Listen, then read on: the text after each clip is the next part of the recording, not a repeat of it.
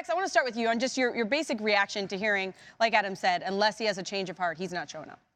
No, and I think, you know what, if you're Mike Tomlin and the Pittsburgh Steelers, he shows up before the deadline, then you'll be like, okay, we'll take you back and all that. Nobody's denying the fact this guy's a heck of a football player. But you know what? If he doesn't, who cares? See you later. The reaction at Pittsburgh, half the guys in the locker room don't want this cat in there. I promise you that. And Mike Tomlin could say, you know what, see you later. Hey, our $47 million wasn't good enough for you, or $14.5 this year. You know what the most important thing is to the Pittsburgh Steelers? Is not Le'Veon Bell. It's the team. It's the Pittsburgh Steelers team. Right now, guess what? It's kind of unified, this team. And they're playing fantastic right now. So see you later, Le'Veon Bell. Yeah, I think Le'Veon Bell messed with the wrong organization. Oh, we said that from day one. Messed with the Steelers. And you hear Mike Tomlin come out and say, hey, listen, we need volunteers, not hostages. This is the Pittsburgh Steelers. They are bigger than any one player, always have been, probably always will be. And then, you know, as a player, you know, when those offensive linemen come out and pop off, when they come out and say what they really feel, it leads me to believe right away that this is not necessarily the most respected guy in the locker room. Sometimes as a teammate, you think a guy is a great player, but he's not always a great teammate. I don't know. I can't speak to that, but I know that that is true in my career. And so I'm not surprised. I agree he's a great player, but he misjudged the situation that he was in my opinion. Well, my first reaction was, who is his agent, Sean Gilbert? Because that was the only guy I could remember that held out for a whole season and then turned around and got the deal that he wanted a year later.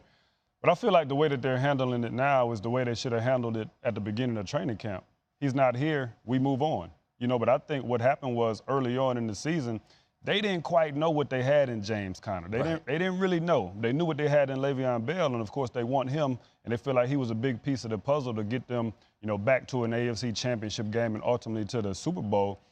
But now, as this thing has progressed, this James Conner kid just seems to continue to get better. And in this league, it's all about production. Up to this point, James Conner has 11 touchdowns as compared to 5 that Le'Veon Bell had at the same point last year. So this team right now is comfortable with James Conner. And so everybody's like, hey, Le'Veon's not here, we're going to move on. But that's what they should have done from the jump. And I think all of this saga, they could have done without it to this point. You know, I have to give a shout out and commend head coach Mike Tomlin for everything that he's went through. To be able, the word you used was unified, coach. For him to be able to bring this team back with everything that was said in the offseason, earlier in the season when the guys were sounding off. This team was a little in disarray. They didn't find themselves early in the season, but they were able to come back around. Thursday night, that was the Pittsburgh Steelers team that everybody thought they would be starting out the beginning of the season. So you will have to give love to James Conner. You will have to give love to the defense. Coach, you said it. I'm going to say it again. Unified, this Pittsburgh Steelers have found themselves. So you're talking about goodbye Le'Veon Bell. It's unfortunate that a great player like Le'Veon Bell will not be playing for the Pittsburgh Steelers. But you say the show must still go on. The Pittsburgh Steelers has found themselves. They found their team. They're going to be a hard team to beat. Randy, you know who else loves James Conner? The entire community. Why? He played at the University of Pittsburgh. He's their guy. Right. You know, and it's just like you have a special guy. Rocky Blair, you know, Blair was a special guy. That community identified with him. They identify with this guy right here. And you know what? If Le'Veon Bell does come back, I wouldn't be surprised if they boo the heck out of him, because this Steeler Nation, they've embraced James Conner, and they've also embraced the fact that, you know what, Le'Veon, you thought you were too big for this team?